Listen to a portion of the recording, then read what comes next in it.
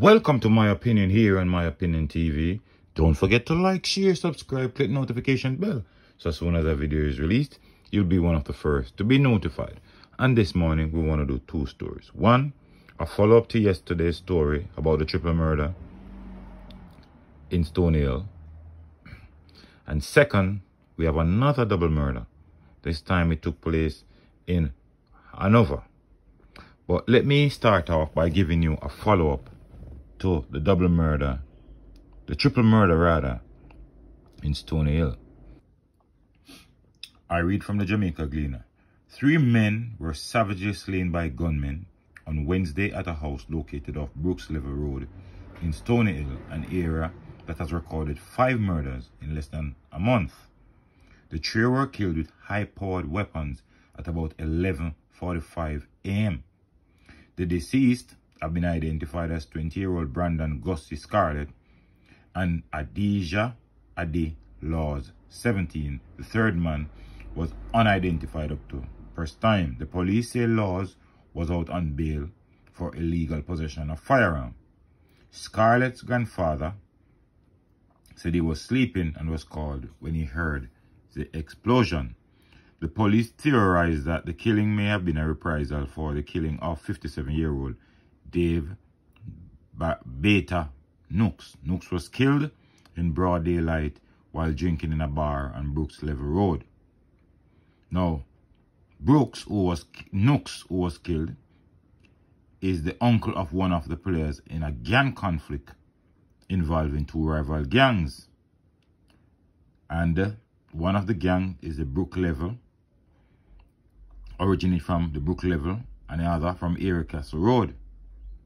The police say the men may have been the target because they were believed to be involved in the killing of Nooks. Well, residents and interests have expressed fear as they believe there is no end to the violence.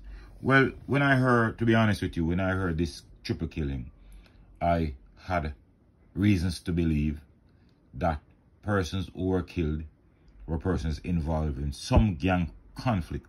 Because to be honest, if you observing the Jamaica crime problem at this moment, it seems as if a lot of persons' lives are being taken based on gang conflict. Now, the problem with it is that some innocent persons are caught in the midst of it because what? They are either standing with the person who the killers come for, or they're in close vicinity of where the wanted person is. And you know already, when these gunmen come for a particular person, whoever around them is gonna get hurt. They don't care who is it. They just try to destroy all witnesses, everything in sight. But a sad story down up there in Stony Hill. The police are trying to get to the bottom of it, and we wish them all the luck there is. We wish persons who might have seen something would come forward and tell the police. The other news I want to tell you is that detectives from the Major, and I'm reading from the Jamaica Loop, right? Because sometimes you have some persons in my comment section criticizing what I said, and yet still what I am reading is what is out there in the public's domain. Detectives from the Major Investigative Task Force are probing the circumstances surrounding a gun attack that has left 2 men dead and 4 other persons shot and injured in Hanover on Tuesday night. The deceased men have been identified as 36-year-old Dwayne Walford and 30-year-old Danvert Vassell, both of Kingsvale in Hanover. Reports are that about 8:45, Walford and Vassell were among a group of men along the Riverside Main Road in Kingsvale when they were pounced upon by 2 unknown assailants and opened fire. After the shooting died down, 6 persons were found suffering from gunshot wounds, were taken to hospital where Walford and Vassell were pronounced dead. 2 other persons were admitted for treatment while the other 2 were treated and released. Now, again, yesterday it was a triple. Today it's a double. We're also tracking a story that we are yet to bring you so far of 2 persons being killed in Arnett Gardens. What is going on in Jamaica, the land we love? We see our athletes doing fantastically well on the international circuit, but yet still we want our crime to dominate the media.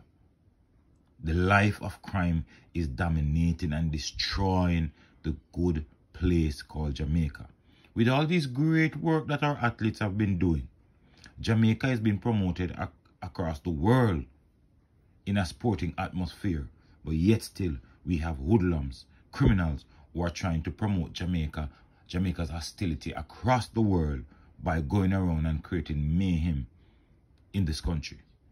I'm not saying these men were innocent, because I haven't gotten any information to say whether these 2 men were innocent. But the crime is really reaping havoc on Jamaica. Persons are scared to visit the land we love. But at the end of the day, as I've said in the story previously, a lot of these killings are gang related. Persons have beef with persons. And you know what makes this thing so interesting?